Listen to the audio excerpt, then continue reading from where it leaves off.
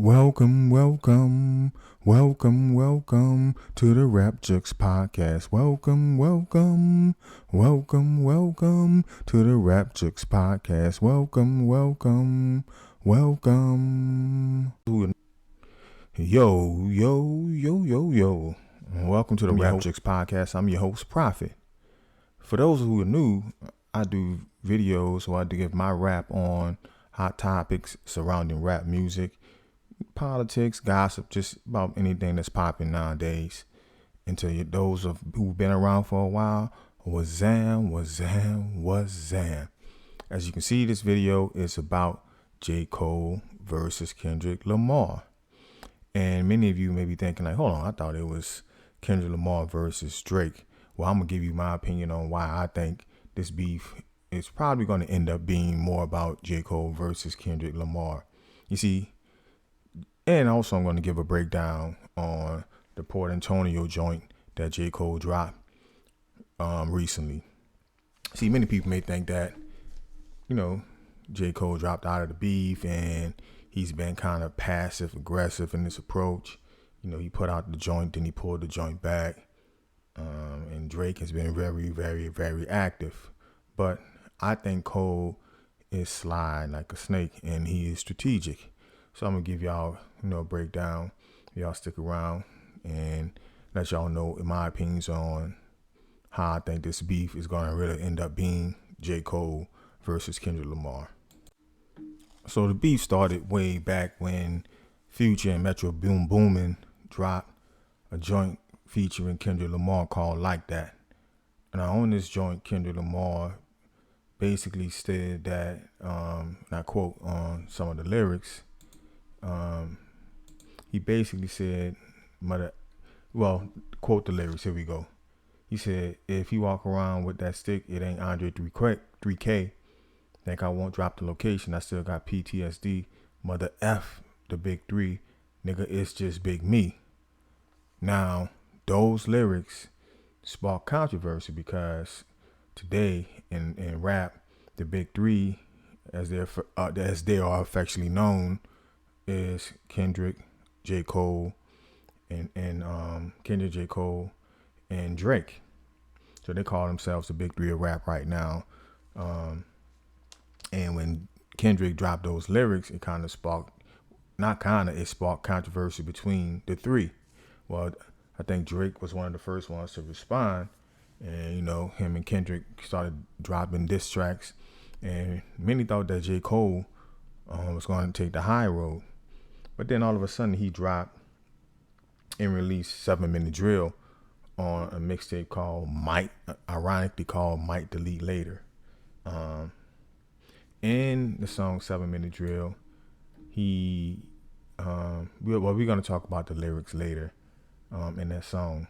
But in that song, he got at Kendrick Lamar, man. He got at K. Dot, basically dissing K. Dot over the diss thrown at him. And then two days later, at his Dreamville festival, he got on stage and apologized for the diss. Apologized for the diss and retracted the song. Now, the song was on the album called Might Delete Later. So one might could look at it like, hey, he really wasn't intending on this staying out there in the public. But one also can look at it as if he kind of like saw that, foresaw what was going to happen with Kendrick Lamar and what Kendrick Lamar was about to release on Drake. So he pulled back the song to avoid some of that smoke. I don't know, that's up for the people to decide on why Cole will drop a diss track and then just 2 days later, apologize and pull back the diss track. Well, the beef would explode between Drake and Kendrick Lamar, with them going back and forth, dropping song after song, diss track after diss track, with, I guess, by public opinion, Kendrick dropping They Not Like Us became the unofficial winner of the beef. That song went viral, and things still kept spiraling out of control with personal things happening when people would visit Canada. Drake had, Rick Ross got into it because he was in the beef. Some with Drake. I don't know if there was Drake goons or not, but some people who I guess support Drake, got into it with Rick Ross and his people. Most recently, the basketball player DeMar DeRozan was at a game, playing this, doing his job in Toronto, playing for his team, and Drake, being associated with the Toronto Raptors, was kind of like booting up the young man. So the kind of beef's still been going on. And since then, Kendrick has been ascending. He got announced for the Super Bowl, and that sparked some controversy. With the bowl being in my city, New Orleans, my hometown. A lot of people thought that should have been Wayne during that Super Bowl, but nevertheless, that's another video for another time. So the beef was going on, and Kendrick had become the unofficial winner. He dropped a "They Not Like Us" video. He then later did a concert where people like DeMar DeRozan and other prominent LA celebrities got on stage, and it kind of pieced up a lot of the gangs and different, I was about to say wards, different, I guess, sets got on stage and kind of pieced it up, you dig? So that happened. And then all of a sudden, just recently, about maybe a few weeks ago, we hear from J. Cole again on a track called Port Antonio. Now, Port Antonio was kind of like his first response to the beef, and since I guess backtracking and stepping away from taking itself out of the beef. I like the song itself. Myself, the track is infectious. He uses I guess an underlay of Jay-Z's Dead Presidents. And then y'all know the hook on Dead Presidents. I'm hoping for presidents to represent me, basically talking about the paper. And that thing did, that dropped around October 9th, not too long ago. And, it did well. And in that song, he had some very poignant lyrics where, he was basically, the first verse, let's get into the breakdown of Port Antonio. The first verse, he's kind of giving a background on his life. Just giving a background of what he had to go through and how tough things have been for him growing up. Now, one line in particular, let me see if I can find it.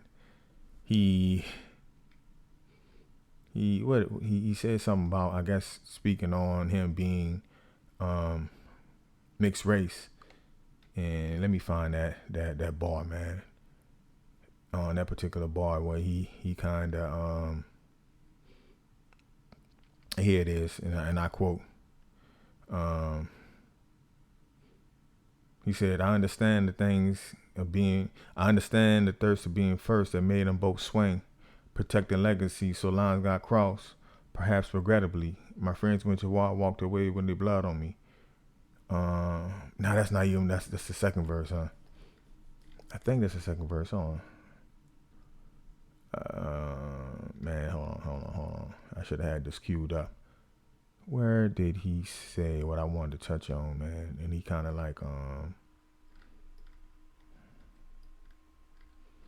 yeah, I'm in the second verse. That's my bad. Let me go to the first verse.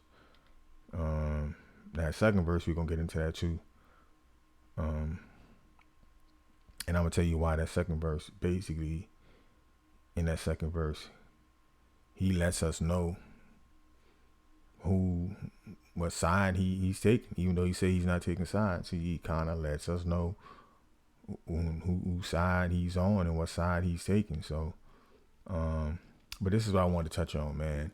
He said, and I quote the lyrics, to dwell at the top, the ville where all my skeletons locked.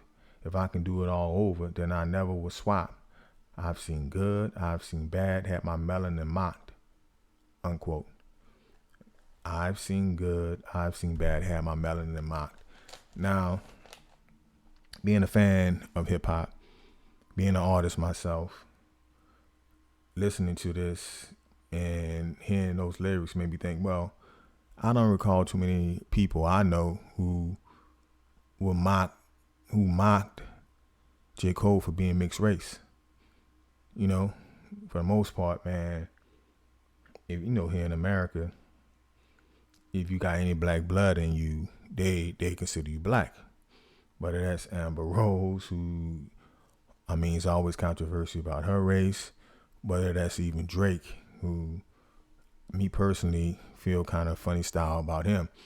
But I think, and I've heard people mock Drake. I've had people, some of my peers, feel kind of uncomfortable with him using the N-word and how he sounds when he's using the N-word. And let me tell you the difference. The difference being this. Culture. Cole, you can kind of tell from his lyrics and his vernacular and how you speak, even although both he and Drake have white mamas and black daddies, I think Cole kind of really grew up in the black community, and his mom made sure that he stayed in tune with his culture, black culture, because she knew that he was going to be looked at and raised as a black man here in America, as opposed to Drake, who, raised by a Jewish mom. I saw a video one time with him and dude from Hot 97, I think. I can't think of his name, man, but he was talking about his Jewish culture and his bar mitzvah. He had a bar mitzvah. Even his vernacular, man. I ain't talking about the way he talk or enunciate his words, but the way he sounds. He doesn't sound like the average black man in the hood. Almost intentionally saying like, I'm this white, culturally, mentally young man who has the past to say the N-word because I got a black dad. So that never set well with me. Just the way he talk and how he carries himself. And now he's supposed to be this big time shot caller gangster. I don't know. But that's the difference, man. Cole seems to be more in tune with the culture. Whereas Drake, on the other hand, not so much. Well, so that's my little take on that. But where were we? Like in that second verse, though, Cole kind of, and I'm still talking about Port Antonio here. In that second verse, Cole kind of gets, that's where he gets into the actual beef and kind of talks about the beef. And I think in that second verse is where he takes sides. But before that, y'all ready to go down a rabbit hole? Before we even touch that, y'all ready to go down a rabbit hole, man? Because I'm about to tell y'all how I think this beef is really going to end up being about J. Cole versus Kendrick Lamar. Drake is going to be in it too. So they probably going to just double up on,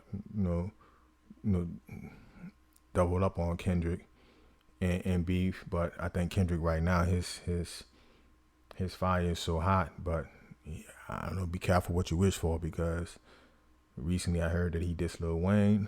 Or was it a diss? But I'll talk about that in another video. So down the rabbit hole, here we go. Port Antonio, the song that he recently did October 9th. Basically, first time breaking his silence since the beef exploded between Cole, Drake, and Kendrick and K-Dot. This is the first song that he dropped, Port Antonio. Now, Port Antonio itself is, I want to say, it's an island, a port in Jamaica. It's the island's third largest port, and it's famous for certain things, but mostly it's tourism. One thing that in particular that it's famous for is the actor Errol Flynn's yacht, I guess, crashing up on a port, and he bought a lot of land around that area. So Errol Flynn, where have we heard the name Errol Flynn? Now, if we go back to Jay-Z, Cashmere Thoughts on the Blueprint album, Jay-Z raps, and I quote, check it out. Ghettos, Errol Flynn, hot like heroin. Young pimps is sterile when I pimp through your barrel in. The ghettos, Errol Flynn. I know y'all saying, well, that's just coincidental. Okay, so maybe it is. Errol Flynn is popular for Port Antonio. And Jay-Z also quoted Errol Flynn. Now the track itself. The track uses Jay-Z's Dead President track on the Port Antonio track. Underneath that, you can hear out for presidents to represent me. The producers was I think somebody named DZL Ullman and someone else on that Port Antonio, but they did use that Dead President's track in the beat. So now we got Errol Flynn, we got the Dead President's joint that Jay-Z did that Cole's now also rapping over. All right, y'all want to go deeper? Okay, let's go deeper. So he drops the Port Antonio track. Port Antonio being the third largest port in Jamaica at this time, and I think still currently, Cole is, I guess, in regards to network, third. In regards to the public eye, he's probably still third. Drake is worth more, I think, 240, 250 million. Don't quote me. Kendrick around 140, 150. Cole around 60 or 70 million. And I got that from some site called a Celebrity. Man, I don't want to mess up where I got that information from. Man. Well, you guys can look it up and Google it, man. So at that time, no, as of right now, Cole is third. Port Antonio being the third largest currently, as it stands, and Cole is third. All right, how does that relate to Jay-Z? When Jay-Z dropped Cashmere Thoughts, when he was dropping Reasonable Doubt album, and there was a beef going on between Pac and Biggie. Now Nas was also a part of that beef, and but let's just use Pac and Biggie for this case. Pac and Biggie would be definitely way bigger than Jay-Z at the time. You can kind of rank them however you want. I think Pac was a bigger star.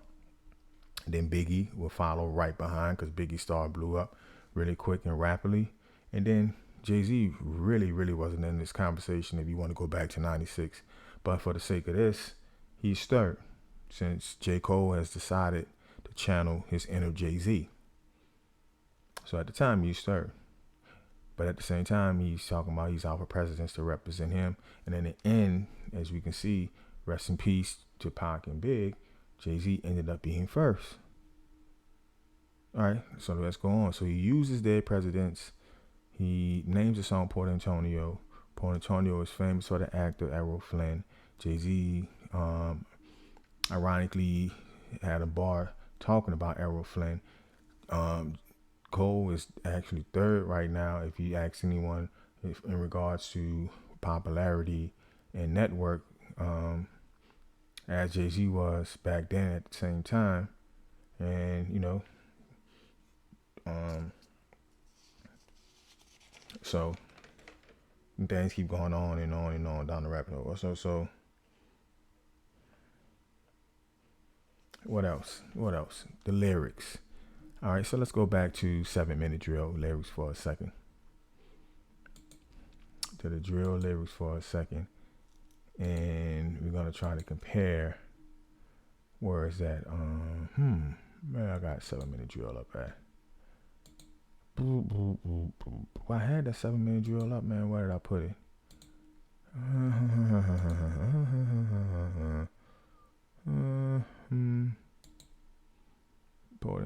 No, that's yeah,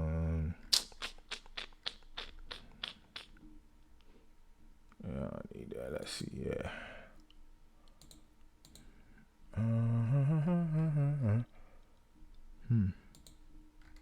All right, so in 7 Minute Drill,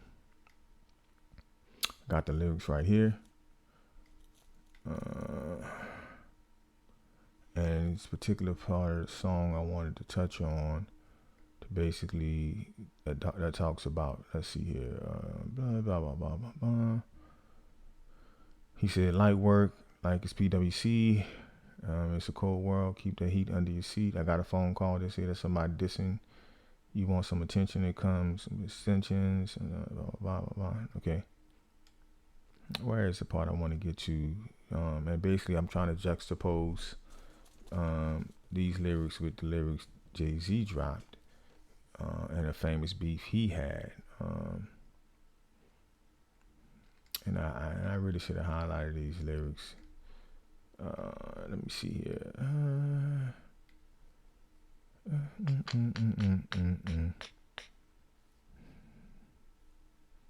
Yeah, he. And then look, for those of y'all, while I'm looking for this, man, J. Cole has been kind of passive aggressive with this whole thing, man. He, like I said, he did the diss track. He spit the venom at the man, and then he pulled it back. Then he comes back with the Port Antonio joint, and I could tell you, I still think that he took sides. You know what I'm saying? He took sides, and he sided. In my opinion, he sided with Drake, and I'm gonna tell you, why I say that when I get to the lyrics about that. But where's those lyrics, man? And that's why I listen to the songs before I do these videos, mostly, man. Because that way I can know where to go find these joints. Certain spots and certain songs when I need to find the joints. You know what I'm saying? So basically, the lyrics I'm looking for, he is basically dissing Kendrick Lamar albums. He basically saying that Kendrick hasn't had too many good albums. And because I can't find these things, man, because how this thing is worded and what I'm looking at, he basically dissed Kendrick's albums, basically saying he had one album. And on Jay-Z Takeover, Jay-Z does the same thing when he's talking about Nas's albums. So that's another comparison. We got him using Port Antonio, third largest port in Jamaica. Errol Flynn is famous for crashing his yacht on Port Antonio. Jay-Z uses the Errol Flynn in a bar. He also uses Dead President's track underneath that. Jay-Z rapped, it's his song, Dead President. He rapped over that track.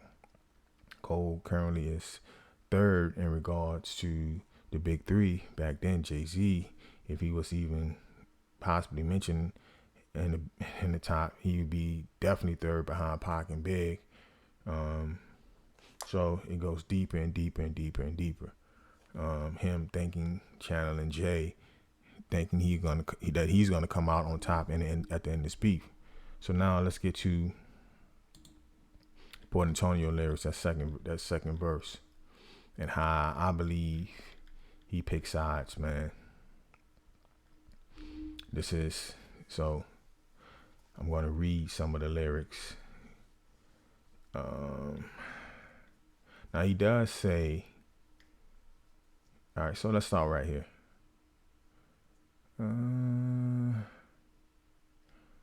All right, and I'm going to read the lyrics.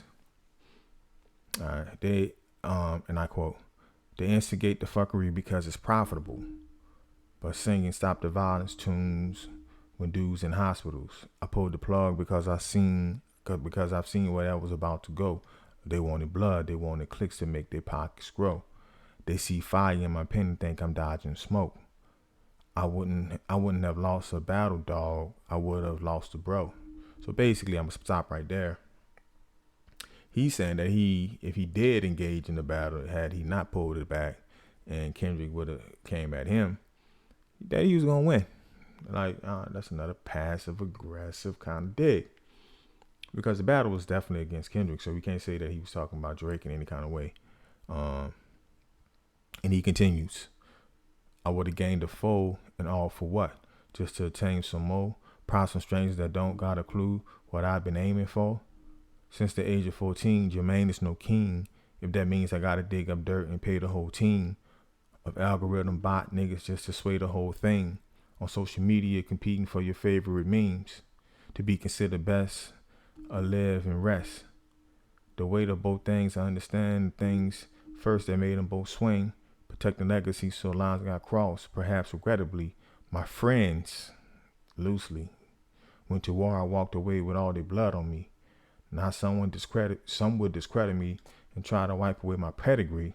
Now, pause right there. A lot of people are wiping away his pedigree, saying that was a weak move, especially in this blood sport called hip hop. Me personally, I think that if that's what he felt, he did what he felt as a man. Rules change all the time. You don't let the opinions of others, or even what the masses think and believe, sway your opinion on what you really feel. So my personal opinion on that, he did what he wanted to do. You know what I'm saying? What he thought was best at the time. Whether that was him avoiding the smoke and the beef, or him just really thinking that that's not a part of what he wanted to do. Hold 1 sec.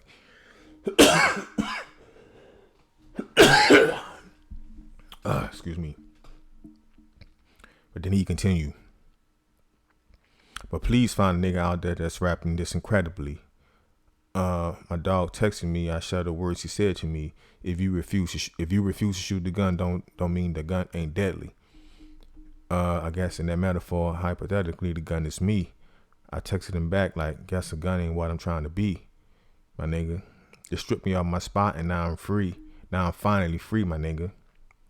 So he said he's finally free to strip him off his spot. I guess he's saying that having the pressure of trying to be a part of the big three, it's now that weight is off his back, and now he can, he can just make the type of music he want to make. So he's free in that aspect. He continues. They say I'm picking sides. Hey, don't lie on me, my nigga. Then start another war. Hey, Drake, you will always be my nigga. Now listen to this. He said they say I'm picking sides. Don't lie on me, my nigga. But then he says, then start another war. Hey, Drake, you will always be my nigga. I ain't ashamed to say you did a lot for me, my nigga. Fuck all the narratives. Strapping back into your magic pen is what's imperative. Remind these folks when we do it, why we do it. It's not for beefing, it's for speaking our thoughts, pushing ourselves, reaching the charts, reaching your minds, keeping your hearts, creeping to find emotions to touch something inside to open you up, help you cope with the rough times and shit. I'm sending love cause we ain't prime and shit. My nigga. So, in my opinion, he's basically letting you know that besides all this stuff that's going on, regardless of what people think, Drake, my nigga. And that's who I'm riding with, regardless of what anybody think.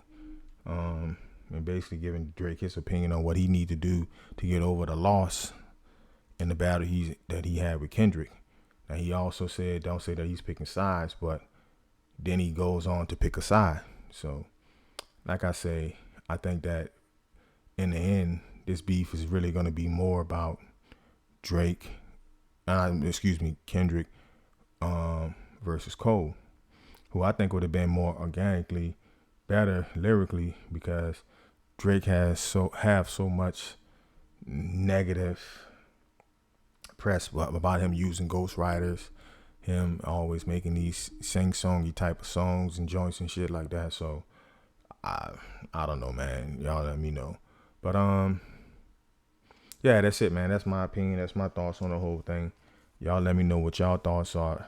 I'm sorry I couldn't find those lyrics I wanted to get to in the song where on the 7-minute drill where he kind of broke down Kendrick Lamar albums, basically saying he only had one hot album, and that was symbolically similar to how Jay broke down Nas's albums on The Takeover, saying he only had one hot album. And like I said, he's channeling Jay right now with a lot of different things, and I think that in the end he thinks he's going to be on top, because his thing is he's not in the same mode, and he's not in it for the same things that he think Kendrick and Drake are in it for. But then again, he picked a side, even though he said he didn't pick a side. You know, this Port Antonio proves that he's picking sides and he's riding with Drake. So, yo, let me know y'all thoughts in the comments. Of course, like, share, and subscribe. Also, when I reach this my first milestone of 1,000 subscribers, I'm gonna drop the time I battled Lil Wayne. And also I got a lot of stories about milestones, man. Y'all just keep it up. I got a lot of stuff about New Orleans rappers and the history. I'm tied to, 6 degrees of separation from almost every rapper in New Orleans, especially from uptown New Orleans. But yeah, 1,000 subscribers. I'll tell you the story about Lil Wayne. Once I reach another milestone, I'll tell you the story about Yellow Baby. I was there for the fight, man. Look, first account. But like, share, and subscribe, man. Turn on your notifications for when I drop another video. And let me think what else. Oh, go copy of my book, Rap: A Juxtaposition of the Eras. That's available right now on Amazon and Kindle. And till then, peace.